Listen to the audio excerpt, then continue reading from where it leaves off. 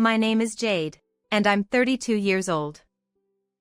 I work as a sales representative at an automobile dealership.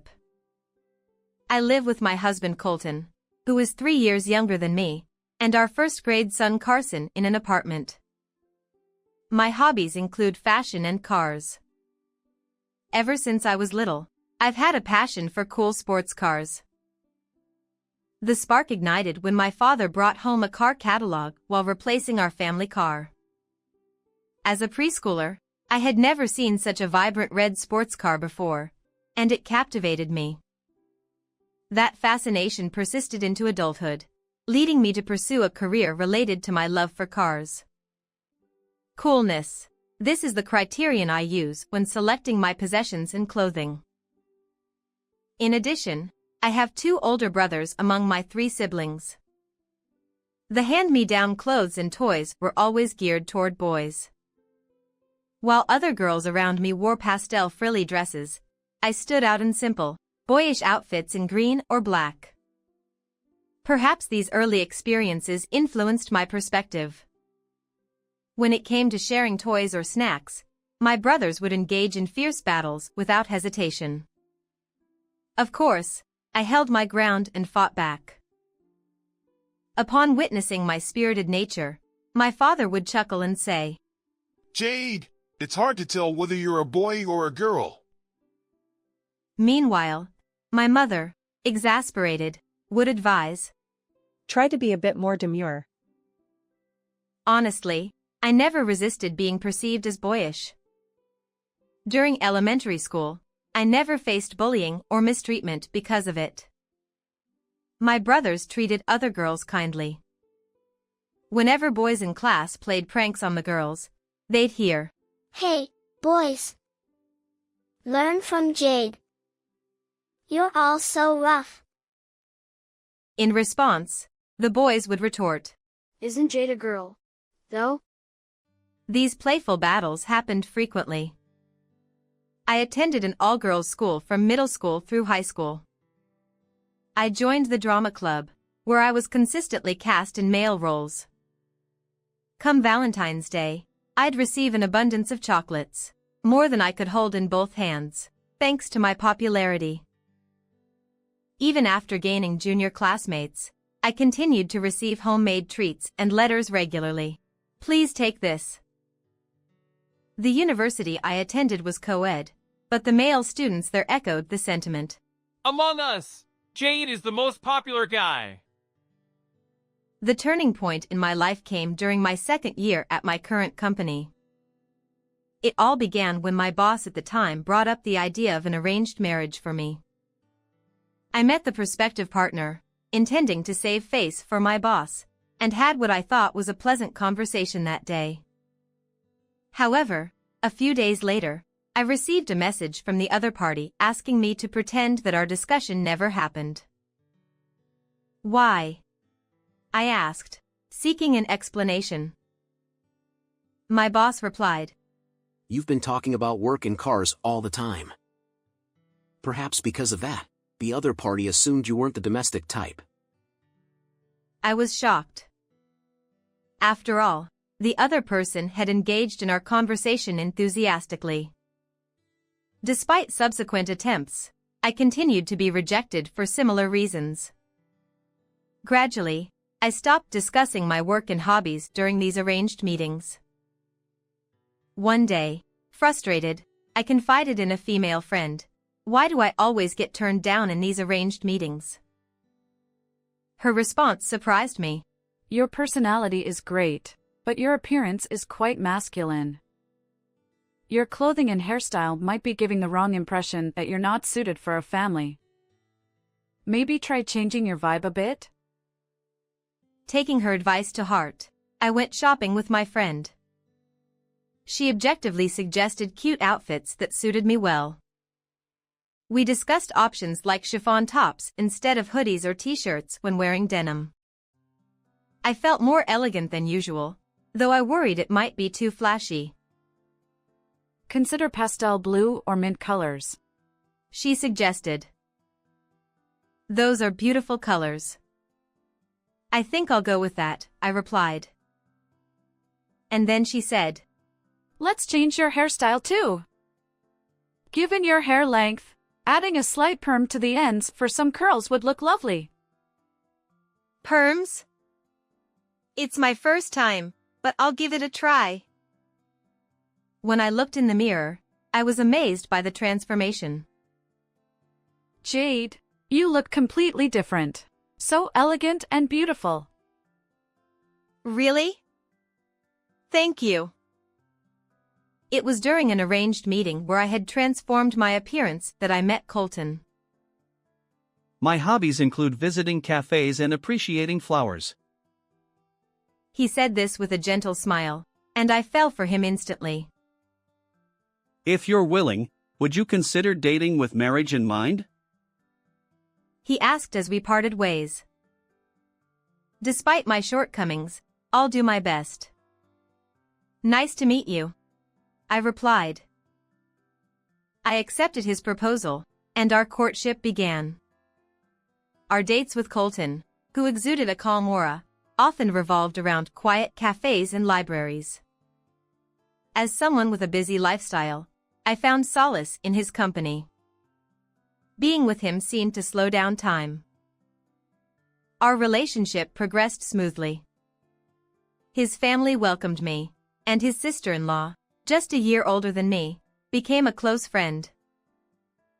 I always wanted a younger sister. If you marry Colton, you'll be like a sister to me.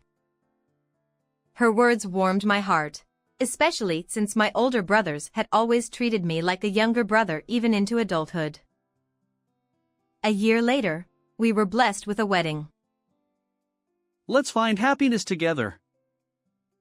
I vividly remember him saying that on our wedding day. However, our vows remained unfulfilled. Shortly after our honeymoon, I grappled with Colton's womanizing tendencies. I had more female friends than male friends because my school had more girls. He explained, but every weekend, he would go out with female friends. I'd like to get to know your friends too, I suggested. Colton firmly refused. I don't think you'd enjoy it. Initially, I understood that my presence might make things awkward for strangers. So, I proposed, why not host a housewarming party and invite both our friends? But he insisted. Invite your friends. Mine don't need to come.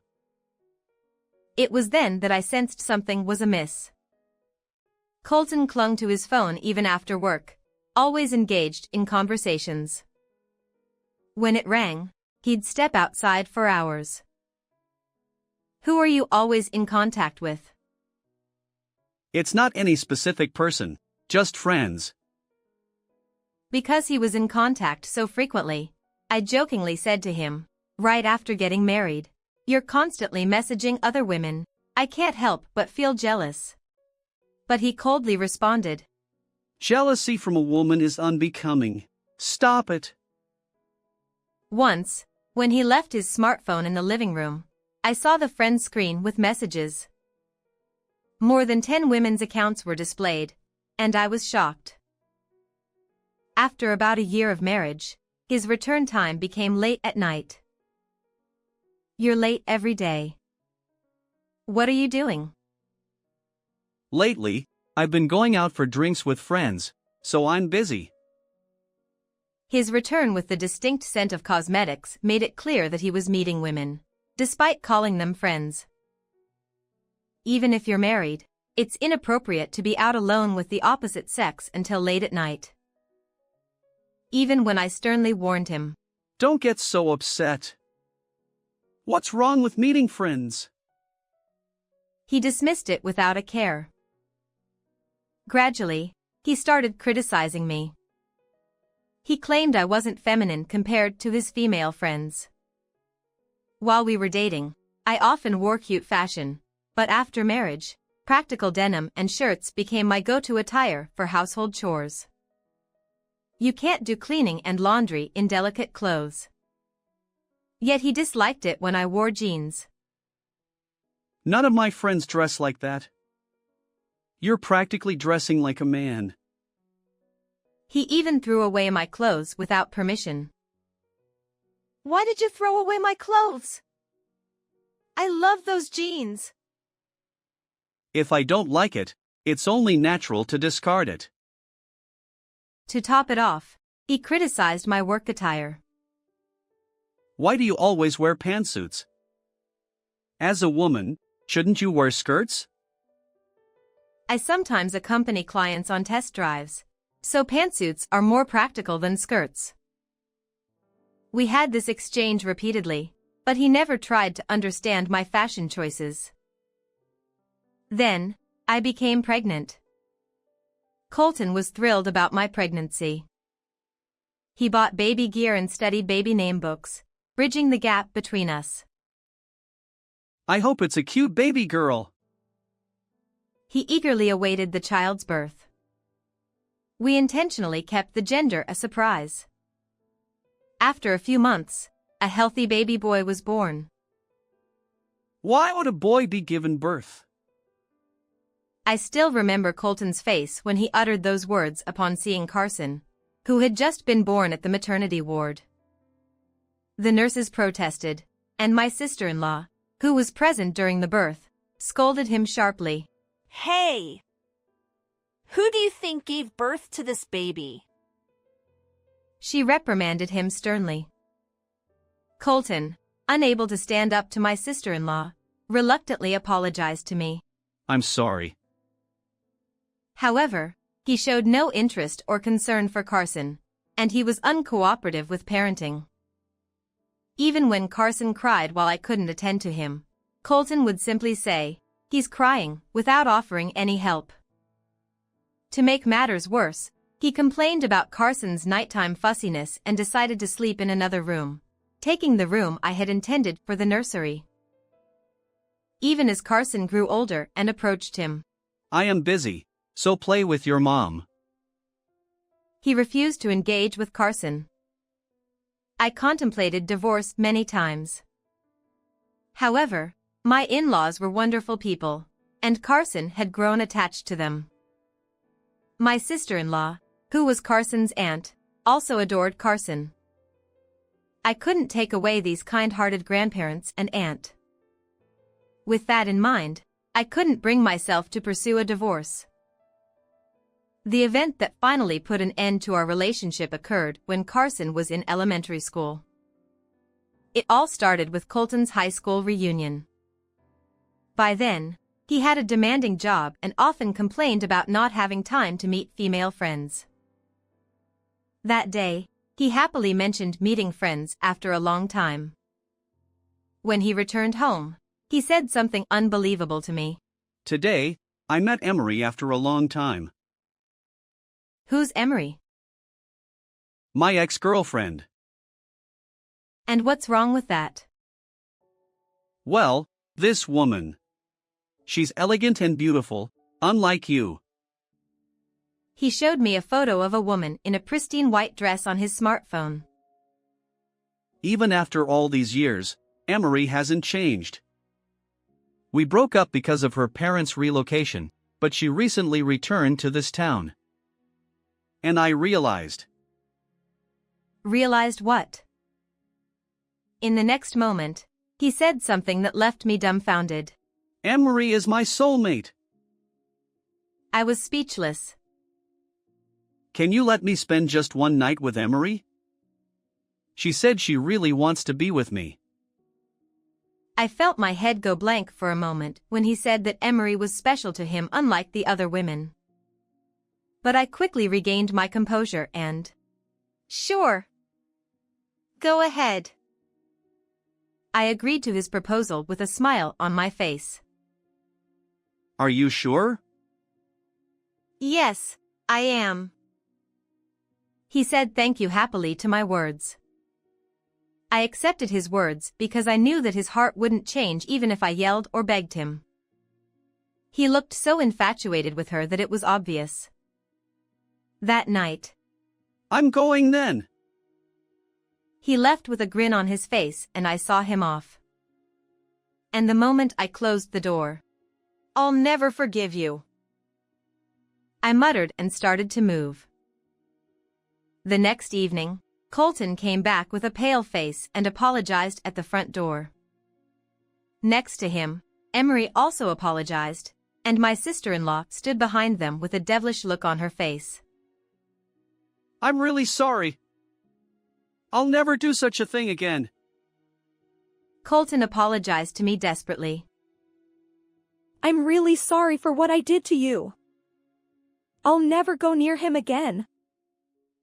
Emery, who had swollen red eyes, also apologized to me. My sister-in-law had a devilish look on her face, but she said to me, I'm really sorry for what my brother did to you. It's unforgivable even if he apologizes. She apologized to me over and over again. Please stop. It's not your fault. It's their fault. But I contacted my sister-in-law as soon as I sent Colton off last night. And she was furious. She said she would scold them right away, and that's how it came to this. She was in the same tennis club as Emery, and they were still connected on SNS, and she found out where they were from there. what are you thinking? Cheating on your wife Jade with another woman? That's, well, I don't care if you call it fate or whatever, but don't act like a child. She glared at them with anger in her eyes. You know that my brother is married, right? He's wearing a wedding ring. It's against the rules to mess with a married person. Can't you tell the difference between right and wrong? I'm sorry. It was just a joke. If it was a joke, we wouldn't need the police. Well, Colton is also stupid for following his ex-girlfriend so easily. Colton had no words to reply to his sister's words and hung his head. I'm really sorry. She apologized to me again. Colton has been drinking with female friends before, but he never spent the night with anyone specific. They all never crossed the line. But you did. You'll pay the price for that. I'll pay you the compensation properly. Please let me take responsibility for crossing the line. Is that so? Then I took a breath and told her. I'll tell your fiancé, Mr. Brown, about what happened. What? How do you know about my fiancé? She was shocked when I suddenly mentioned Mr. Brown's name. You don't know, but Mr. Brown is my colleague. He joined the company a year later than me, but he's my junior. That's right. The Mr. Brown I mentioned is my junior. He reported to me at work the other day that he got engaged, and he showed me a photo of the woman he was going to marry. When Colton showed me Emery's photo, I thought I had seen her face somewhere. Then I remembered. It was a coincidence that she was related to my sister-in-law. I asked her name on a whim, thinking I might know her if she was Colton's classmate, but it was an unexpected twist. Please, don't tell Mr. Brown. She begged me in tears, but... What are you saying? You ruined my family for fun. I can't stand by and watch someone like you become the wife of my precious junior. No. And I declared to Colton as well. I'm divorcing you. I can't stand your irresponsible personality anymore. divorce? For this? For this? I've asked you many times to refrain from contacting female friends, haven't I? You ignored me all the time, and on top of that, you did this. Stop making a fool of me. No, I'm not making a fool of you. You're just too boyish, so I wanted to date a girly girl. What's that? I'm I'm not a doll to satisfy your preferences. I'm sorry. I apologize. I don't need a hollow apology. My wish is to divorce you. That's all. I handed him the divorce papers that I had already signed. Sign this right now. Colton looked at my serious face and seemed to give up. Okay, I'm sorry. He said and took the divorce papers. The next day, the divorce papers were submitted. I got the custody of Carson, of course. He also wrote a letter of intent to pay the alimony and child support in a lump sum. And since the apartment we lived in was under my name, Colton moved out. A few days later, my in-laws came to apologize to me with a thick envelope containing the alimony and child support, and they told me that they had disowned Colton. They said that he was not their son anymore, because he had neglected his wife and played around with other women. And on top of that, he had an inappropriate relationship with someone else's fiancée. And Emery also had her engagement broken off. My in-laws reported what happened to Emery's parents. The story reached Mr. Brown through Emery's parents. He was furious and she clung to him crying, begging him not to leave her, but he said, I can't trust a woman like you. He broke off the engagement right away. I heard from Mr. Brown himself. I apologized to Mr. Brown at work. I'm sorry for what my Colton did. I know it's not something that can be forgiven. He also apologized to me, too. I'm sorry, too. My fiancé ruined your family. I'm really sorry. That's what he said. Colton, who was disowned, was kicked out of his parents' house and moved into Emery's apartment. But the rural neighborhood network is a scary thing, and their relationship soon became known throughout the town, and they were looked at with disdain by everyone around them. And they lived a miserable life, I heard. Lately, they have been blaming each other for what happened and shouting at each other, and their voices have been heard from the apartment, causing a nuisance to the neighbors. They even got reported to the police for fighting late at night. I'm planning to take a vacation with Carson during his summer vacation and go on a trip with him. I'm in the middle of planning that right now, thinking about whether to go to a quiet northern country or relax in a warm southern country. I can't think about the future right now because I'm busy raising Carson, but I hope to meet a new partner someday when my heart heals. I want to live my own way from now on. That's what I think as I cherish every day. How did you like this story? If you enjoyed it, please consider subscribing to my channel. See you in the next video.